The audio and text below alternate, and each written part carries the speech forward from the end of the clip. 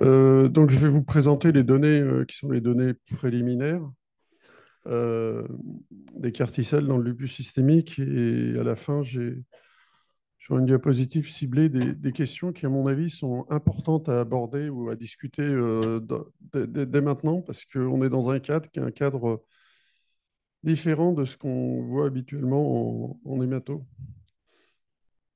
Alors, il faut juste que j'arrive à... Comment j'avance la diapo?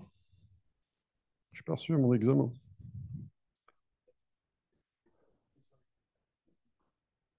Cliquez sur l'écran. Ah ben voilà. Donc ça, c'est les liens d'intérêt. Euh, bon, vous savez que les lymphocytes B jouent un rôle important dans le lupus, hein, c'est pas une grande nouvelle.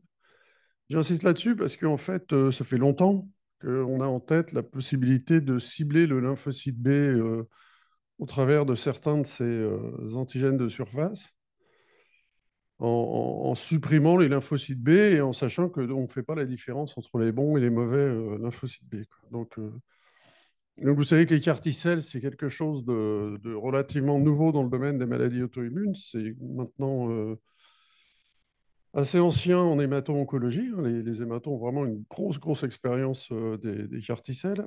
Et je souligne d'emblée la différence de positionnement. C'est-à-dire que en hémato-oncologie, on veut tuer le lymphome B, par exemple, avec une cellule qui exprime un antigène donné, et on est dans une situation réfractaire. C'est-à-dire qu'on est en impasse thérapeutique. Et toute la question va être de savoir à quel moment on est dans la même situation dans les maladies auto-immunes, ce qui est pas évident. Donc, il y a des carticelles qui sont capables, au travers de leurs récepteurs chimériques, de cibler les lymphocytes B porteurs de certains antigènes, en l'occurrence souvent CD19 ou BCM1, qui ont un intérêt assez important, notamment par rapport aux anti-monoclonaux anti-CD20, c'est d'entraîner une déplétion B très importante, notamment intratissulaire, avec des modèles qui étaient des modèles précliniques là, de maladies auto-immunes en l'occurrence, et une bonne efficacité sur la survie et puis également sur certains marqueurs de lupus. Bref, on a vu arriver en 2021 cette première publication, et j'insiste là-dessus, c'est que beaucoup des publications qu'on a actuellement sont des publications qui émanent d'un seul groupe. Hein, c'est le groupe de Erlangen avec maintenant une partie qui est à la Charité à Berlin, où l'idée, en fait, ça a été de traiter une patiente lupique qui était une patiente extrêmement réfractaire. Et question est de savoir ce que c'est réfractaire. Et avec un score qui est un score SLEDAI, donc qui est un score d'activité important, en utilisant donc ses propres lymphocytes, en introduisant dedans, en transfectant l'antigène chimérique, pour le rendre capable de tuer les lymphocytes B de la patiente. Et vous voyez sur cette diapositive, en fait, les différentes composantes du score SLEDAI et l'évolution à travers le temps et avec une amélioration spectaculaire, y compris la protéinurie qui a disparu ici. On reparlera après.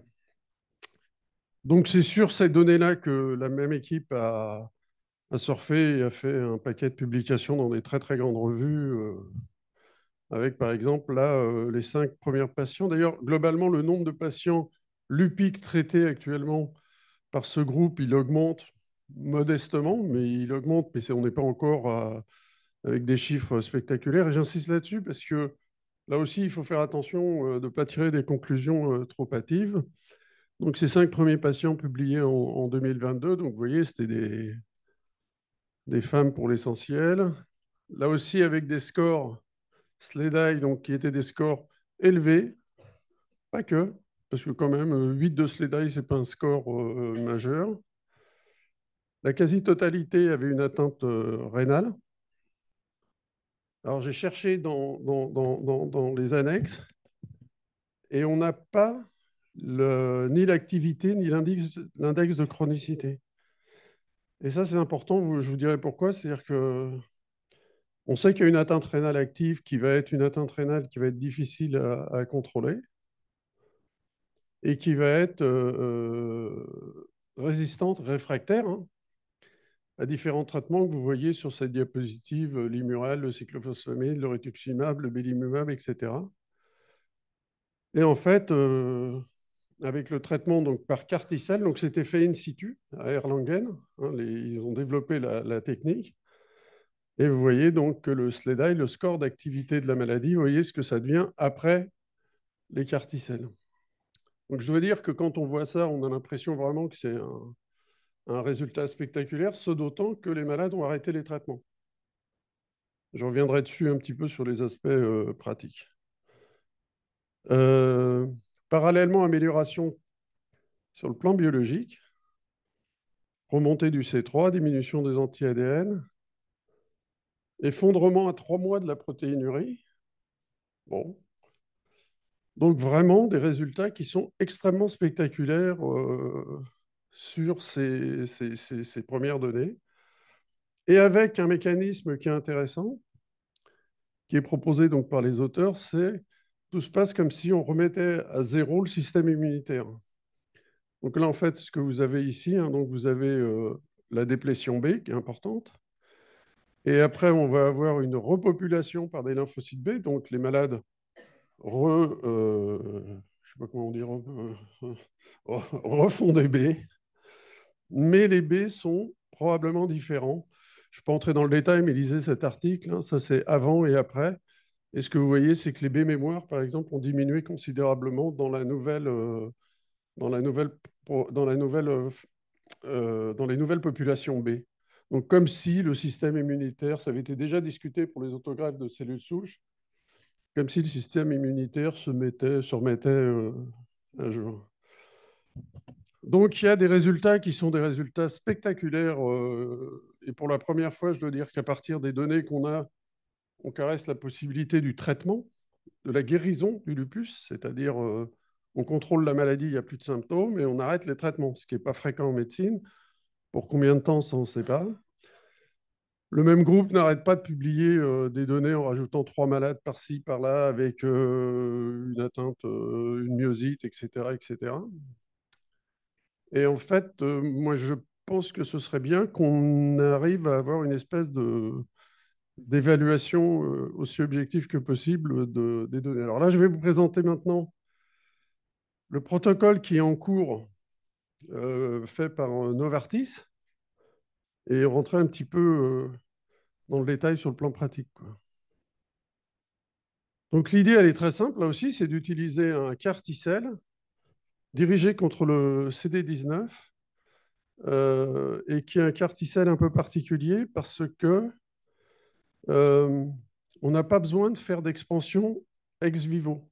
Hein, vous savez que quand on fait les carticelles, il faut les expandre ex vivo et donc on doit injecter une quantité importante de carticelles et ça augmente le risque de relargage cytokinique.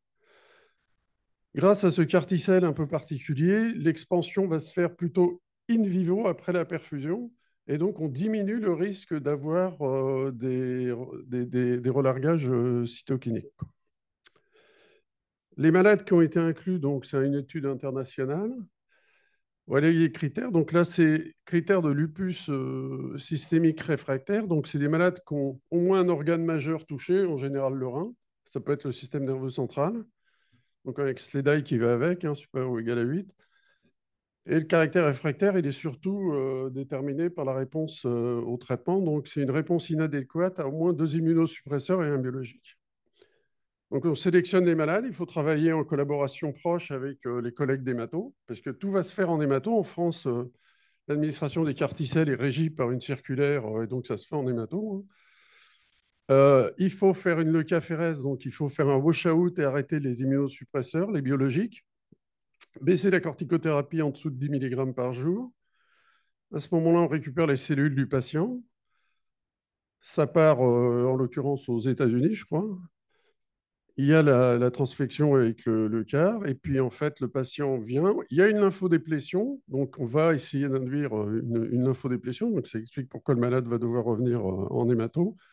Et là, il va rester en hémato, il va être surveillé après la perfusion donc des carticelles. La quantité de carticelles qui est perfusée, elle est 25 fois moindre que celle qu'on utilise habituellement quand on a une expansion in vivo.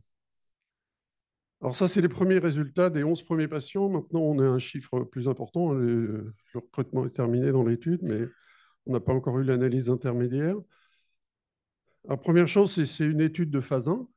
Et vous voyez que il y a 6 relargages cytokiniques sur les 11 premiers malades, mais c'est des effets indésirables de grade 1 ou 2. Donc, c'est une tolérance qui est très bonne. Et on a eu un cas de neurotoxicité. Et puis, bien sûr, il y a des lymphopénies, des leucopénies. Bon, ça, c'est attendu compte tenu de la lymphodéplétion. Tous les CRS ont été résolus par administration de tocilizumab. C'est les matos qui décident très rapidement, en général d'ailleurs, de perfuser du tocilizumab. Et l'ICANN, c'était une ataxie cérébelleuse qui a été contrôlée facilement avec l'utilisation d'hexaméthasone. Et puis, il y a eu des infections, mais finalement, pas un chiffre très important. Ça, c'est l'expansion des carticelles. Donc, vous voyez qu'il y a un pic qui est atteint à peu près 13 jours après la perfusion. Et les carticelles donc, diminuent, disparaissent progressivement. Et l'image en miroir, c'est les lymphocytes BCD19 qui diminuent, et puis qui commencent à réapparaître à peu près 200 jours, quoi. Alors, je rappelle, c'est des données préliminaires. Donc, les données préliminaires d'efficacité, je ne pourrais pas aller au-delà de ce que je vous présente là, mais schématiquement, voilà le SLEDAI, donc un score qui était élevé initialement. Et vous avez un score SLEDAI qui diminue, qui ne se normalise pas chez tout le monde, mais qui diminue considérablement. Et une évaluation par le clinicien en charge du patient qui est bonne, puisqu'il juge que le VA diminue considérablement. Et ce qui va avec sur le plan biologique, c'est on a des anti-ADN qui s'effondrent, le C3 qui remonte et le C4 aussi qui remonte. Alors, en conclusion, discussion parce que ça nous laisse un peu de temps. Là, on est dans une situation très précoce, préliminaire. La tolérance des carticelles, elle est satisfaisante. Donc, il faut bien comprendre voilà, on est en train de toucher du doigt peut-être une guérison de la maladie, temporaire. Donc, c'est ça le vrai problème. Ce qu'on ne sait pas et qui, moi, m'interroge depuis le début, c'est finalement quel est l'impact des carticelles sur le dommage d'organes. On a discuté de la protéinurie. Moi, j'ai été surpris quand j'ai vu les résultats initiaux de l'équipe de Erlangen, c'est-à-dire qu'on prend des malades lupiques réfractaires avec atteinte rénale, on leur fait les carticelles et la protéinurie disparaît. Autant la protéinurie liée à l'inflammation, on peut imaginer qu'elle va se normaliser en 3 mois, c'est possible. Autant c'est, bon, pour la protéinurie séquelaire, c'est un peu étonnant. Et il y a eu d'autres publications qui montrent que ce n'est pas le cas. Par exemple, chez un enfant, il a gardé un niveau d'insuffisance rénale et garde une protéinurie. Rappelez-vous qu'on est dans une situation qui est différente de l'hémato-oncologie, c'est-à-dire que pour récupérer les globules blancs, il faut arrêter les médicaments, ce qui est un peu bizarre, parce qu'on demande aux malades d'être réfractaires. Donc, vous allez devoir faire une fenêtre où vous allez arrêter les traitements pour permettre de faire la leucaphérèse, et donc vous exposez volontairement votre malade à un risque de rechute. Donc, sur le plan éthique, c'est pas simple. Et ça veut dire aussi que l'efficacité, au moins l'efficacité dans les premières semaines, ça va être difficile de l'évaluer correctement. C'est actuellement un process qui est relativement lourd. Bon, c'est assez facile quand on travaille depuis longtemps avec les hématos, mais là, par exemple, nos patients doivent rester 14 jours à peu près. Alors, on est au début, il faut les surveiller, etc. Je crois que le point le plus important par rapport à l'hémato, c'est que, d'ailleurs, ça a été une recommandation de la FDA et de l'IML l'année dernière, c'est attention, il n'y a pas un risque de mort comme dans le lymphome. Donc, l'IMA et la FDA avaient dit l'année dernière, attention, il faudrait avoir des bras contrôle. Des bras contrôle, c'est-à-dire il faut arriver à se mesurer, ce qui est un peu bizarre, parce qu'en même temps, vous allez être dans une situation dite de lupus réfractaire. Alors, heureusement, les Novartis, dans les suites de l'essai qui est en cours là, actuellement, il y a un essai de phase 2 qui va commencer l'année prochaine, où il y aura une comparaison à un bras contrôle. Quid du bras contrôle, c'est une autre question, mais je crois que c'est important de pouvoir se comparer aux autres traitements et notamment aux billes trispécifiques qui sont en train d'apparaître, quoi. Voilà, donc bah, ça c'est pour ouvrir la discussion.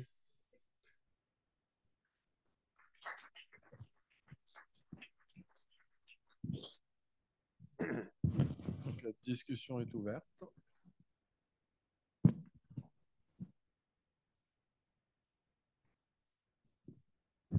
Merci beaucoup, Zahir.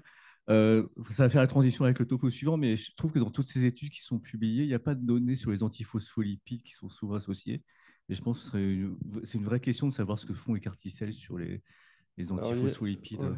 Il y a eu un cas clinique chez un malade qui a un lymphome qui était triple positif, qui avait un centre d'antiphospholipides, qui a été traité pour son lymphome par des carticelles et les anticorps ont disparu.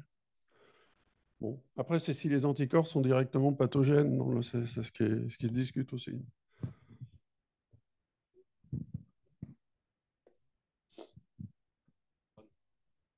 Dans les autres maladies auto-immunes systémiques, enfin, les myopathies inflammatoires, le sclérodermie, etc., c'est aussi spectaculaire ou pas? Il y a eu des cas qui ont été rapportés. Il y en a certains qui sont spectaculaires. Après, je pense qu'il faut faire attention. C'est-à-dire que, tu vois, quand tu prends, par exemple, ça a été fait dans la sclérodermie systémique, quand c'est des maladies avec un fardeau de dommages fixes importants, ça va être difficile. Tu vois, tu vas pas faire régresser une fibrose pulmonaire. Moi, ça me paraît quasiment. Mais s'il y a un truc qui est sûr, c'est que là, les carticelles, ça a toutes les sauces, quoi. Et c'est pour ça que je pense que on voulait en parler aujourd'hui, puisque faut vraiment mettre ça dans un cadre précis, notamment le groupe contrôle, l'efficacité, etc., quoi. Oui, juste une petite remarque. C'est vrai que le redémarrage du système immunitaire, il n'est peut-être pas non plus complètement complet quand on voit les données d'Erlangen, parce qu'en fait, les patients gardent des anti-SSA, des anti-SM, enfin Ouais. leur auto-immunité, on va dire, de base. Et on a peut-être plus l'impression qu'on joue sur la grande vague de plasmablast qu'on voit chez ces patients lupiques, qui a l'air d'être directement pathogène avec beaucoup d'auto-anticorps. Et c'est peut-être pour ça que ça marche très bien dans le lupus d'ailleurs. Et peut-être que pour d'autres maladies systémiques, c'est peut-être un peu moins vrai. Donc ça, ce sera à voir. Je suis d'accord. Ouais. Ouais. J'ai juste moi, Vas-y, ça. ouais, un commentaire effectivement pour participer aussi à la future étude là, qui va débuter. C'est pas facile de comprendre exactement quel malade on va pouvoir inclure ou pas. Bon, déjà, effectivement, il faut qu'ils soient réfractaires, mais pas trop qu'ils acceptent, etc. Et ce qui est difficile, moi, pour mes collègues, pour certains qui sont un peu, enfin, qui ont un peu peur du côté apprenti sorcier, c'est vrai, c'est finalement, j'ai mis mon traitement, mon patient, il était très grave, il est moins grave. Certes, il est toujours un peu actif, mais il est quand même moins grave. À quel moment, dans votre expérience, là, la pitié, vous allez vous dire vraiment, celui-là, je vais le mettre sous Carticel, c'est-à-dire finalement, on voit qu'il y a 5 6 médicaments différents maintenant. Enfin, si on les cumule tous, 7 lignes différentes. Mm. Est-ce qu'un malade qui aurait eu de l'endoxan et un peu de CEL7, tout de suite, on bascule au CAR-T? Est-ce que là, vous allez d'abord faire des anti-CD20, mais de deuxième génération, qui ne sont pas dans le groupe contrôle de l'étude? Enfin bref, ça Enfin, qui ne pose sont quand pas même. validés pour l'instant, Oui, mais justement, comme tu oui, l'as dit tout mais. à l'heure. Et pareil, enfin, Non, non, mais tu as ça raison. interpelle, quoi. Ce que, non, ce que je D'un peux point te... de vue éthique, on va dire personnel, pas éthique. Ah non, ah non, Enfin, non. à quel moment vous vous dites, bon là vraiment, c'est un malade qu'on Alors, peut envoyer au probablement, quartier. ce sera des malades en échec à 2 immunosuppresseurs, là, dans le proto. Euh, Moi, j'ai été positivement surpris par la facilité avec laquelle les patients ont accepté de participer à l'essai. Alors attention, c'était un essai ouvert, donc ils étaient sûrs de le recevoir. Et puis, quand tu commences à dire aux patients en présentant les données qu'on a quand même dans la littérature, c'est pas des cases de malades, hein. Il y a des gens qui ont arrêté les traitements pendant un certain temps, ça stimule quand même beaucoup. Après, ce que tu viens de dire, je suis complètement d'accord, c'est que la vraie difficulté, ça va être le positionnement. Là, le positionnement dans le bras, c'est le Cadigo.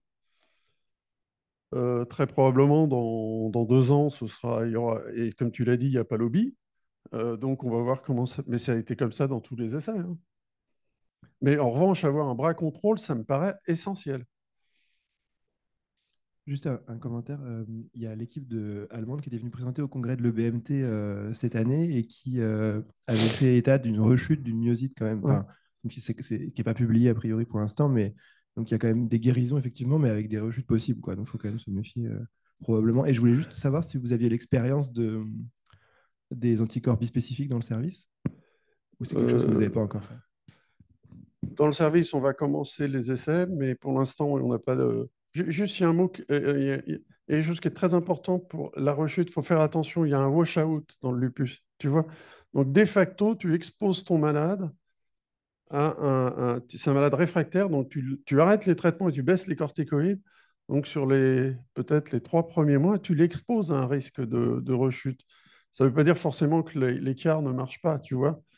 Mais sinon, je crois que peut-être Marc, non, tu veux dire quelque chose sur les rechutes, mais tu peux. Oui, effectivement, Georges Chett, il en a parlé au dernier ACR. Donc, ils ont un patient qui a rechuté post-CAR-T. Ils ont essayé de le retraiter par le même CAR-T. Ça n'a pas fonctionné. Il y a probablement une immunisation vis-à-vis du CAR. Et donc, ils ont fait du bispécifique anti-BCMA. Et aux dernières nouvelles, ça allait plutôt pas mal. Voilà. Une dernière remarque, question sur le. J'étais surpris que dans les essais, ils ne nous demandent pas de faire de la génétique avant. On a quand même eu un cas, en l'occurrence, qui a été dans l'étude à Bordeaux, Carty. En fait, c'était une mutation TLR7, c'est-à-dire que c'est des malades souvent réfractaires, jeunes. Elle avait 20 ans. Est-ce que tu as une. Parce que finalement, derrière, on nous dit on ne met pas de traitement, mais les Carty, ils ciblent qu'une population. Est-ce que finalement, on n'aurait pas tout intérêt quand même sur ces malades très spécifiques à aller rechercher un lupus monogénique sous-jacent? Est-ce que tu as. Jessica en tête? Nous, on recherche assez facilement les lupus monogéniques. Là, ce qu'on a inclus, c'était pas, à mon avis, c'est probablement pas des lupus monogéniques, mais on n'a pas fait la recherche systématique. Je pense que ça pourrait avoir un impact quand même sur la suite. C'est-à-dire ça, peut-être il faut faire un quartier quand même à ces malades-là, mais par contre, peut-être laisser du plaquenil ou des choses. Ah non, mais Là, je pense il garde l'hydroxychloroquine. Ah hein, oui, dans le peut-être. protocole. Enfin, en tout cas, voilà. Pour l'interprétation de la Ouais. réponse, se demander quelle est la cause exacte du lupus réfractaire. Il y a des questions dans le chat, Michel? Pour le public à distance, on a Karim Dorgan qui pose une question. Avec une prolifération in vivo, quel est le risque de développer un lymphome? Alors, vous savez qu'il y a eu un warning l'année dernière qui a été fait par la FDA, mais concernant l'hémato-oncologie avec un risque de lymphome T à distance, qui représente un nombre peu important de lymphomes T par rapport au nombre de CAR-T-cells. Avec initialement, on pensait que c'était le CAR-T-cell qui proliférait, et en fait, c'est visiblement remis en question, quoi. Ça reste un risque à distance. Ça n'a pas été, à ma connaissance, ça n'a pas été rapporté dans les maladies auto-immunes. Voilà. Il y a des questions qui comparent donc les anti-CD20 au CAR-T. Finalement, quelle est la différence? Est-ce que ce n'est pas le même effet? Est-ce que vraiment il y a une rémission plus durable qu'avec les anti-CD20? Il n'y a pas eu de comparaison, c'est difficile, mais non, mais je trouve que la question, elle est bonne. C'est-à-dire que ce qu'il faut garder en tête, c'est que vraiment l'objectif, c'est d'avoir une déplétion B très profonde, et notamment intratissulaire. Si on peut l'obtenir par d'autres moyens, peut-être les billes spécifiques, peut-être le bi, etc., on va voir ce que ça va donner, hein. Là, le process, il reste un peu lourd, mais à la fin, c'est vrai que tu n'as pas de traitement. Donc, merci beaucoup, Zahir. Et